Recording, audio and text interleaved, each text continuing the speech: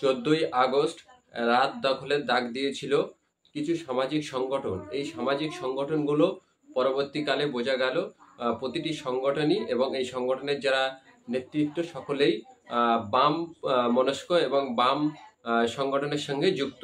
এখন আরজিকরের এই নারকীয় মর্মান্তিক ঘটনার প্রতিবাদে যেহেতু রাত দখলের ডাক দিয়েছিল, পশ্চিমবঙ্গের আপামর জনগণ এই রাত দখলের ডাকে সবাই কম বেশি সমর্থন করেছিল এবং অনেক অংশের মানুষ এই রাত দখলের প্রতিবাদে সামিল হয়েছিল। এমনই সামিলের মঞ্চ থেকে একজন তরুণী এবং দুজন তরুণের পরিচয় হয়। সেখান থেকে ফেসবুকে আলাপ, মেসেঞ্জারে চ্যাট চলে, সেখান থেকে নাম্বার বিনিময় এবং শেষে সেই তরুণীকে গণধর্ষণ করলো ওই রাত জাগা প্রতিবাদের দুজন তরুণ এবং ওই যিনি গণধর্ষণের শিকার হলেন তিনি সেই তরুণী। এখন যারা এই ধর্ষণ খুনের প্রতিবাদে রাস্তায় রাত দখল করতে গিয়ে নিজেরাই সেই রকম নোংরা কাজের সঙ্গে ধরা পড়ে যাচ্ছে, তাহলে এখান থেকে বোঝা যাচ্ছে যে এই যে রাত দখলের ডাক যে সংগঠন বা যে সামাজিক সংগঠন ডাক দিয়েছিল এবং তারা যে সমস্ত রাজনৈতিক আদর্শের পক্ষে অর্থাৎ রাত দখলের ডাক দিয়েছিল মূলত বাম মনস্ক মানুষের সংগঠনগুলো এবং বাম মনস্ক মানুষরাই সব থেকে বেশি এই রাত দখলের ডাককে নেতৃত্ব দিয়েছিল। এখন যারা এই রাত দখলের রাতে গণধর্ষণ করতে পারে, সেখানে গিয়ে পরিচয় হওয়ার পরে সেখানে গিয়েও ধর্ষণ করতে পারে, তাহলে এখান থেকে প্রমাণ হয়ে যাচ্ছে যারা ধর্ষণের বিরোধিতা করার জন্য রাত দখলের ডাক দিয়েছিল এবং সেই রাত দখলের রাতেই পরিচয় হওয়ার পরে আবার সেই তারাই ধর্ষণের কাজ করে।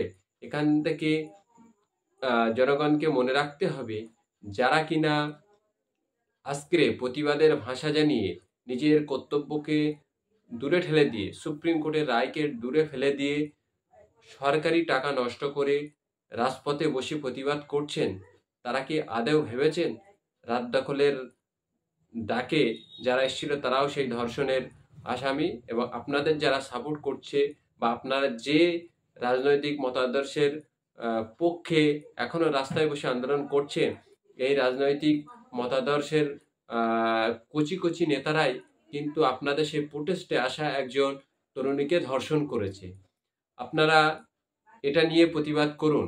বাংলার যে সমস্ত মিডিয়া আছে, নির্লজ্জ বেহায়া মিডিয়া, এবিপি আনন্দ, TV9 বাংলা, আর বাংলা, এই সমস্ত নির্লজ্জ বেহায়া মিডিয়া, এরা এই রাত দখলের রাতে পরিচয় হওয়ার পরেও তরুণীকে ধর্ষণ করেছে এই নিয়ে একটি খবরও করবে না। কারণ এই সমস্ত মিডিয়া তারা যদি এটা নিয়ে খবর করে, তাদের যে আর্থিক ক্ষতি হবে সেটা নাগপুর থেকে সিলেক্ট করে দেওয়া আছে, এই আর্থিক ক্ষতি তারা নেবে না বলেই তারা এই সমস্ত খবরকে চেপে যাচ্ছে। স্বপন দেবনাথ, মন্ত্রী স্বপন দেবনাথ কি বলেছে সেটাই তাদের কাছে বড় কথা হয়ে যাচ্ছে।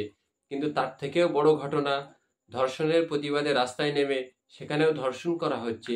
এটার পক্ষে কোনো খবর বা এই খবরটা কে প্রচার করার জন্য কোনো মিডিয়া দায়িত্ব নেবে না। এরা হলো বেহায়া, নির্লজ্জ, নিকৃষ্টতম মিডিয়া। দর্শক, অবশ্যই আপনারা আপনাদের মতামত কমেন্ট বক্সে জানাবেন।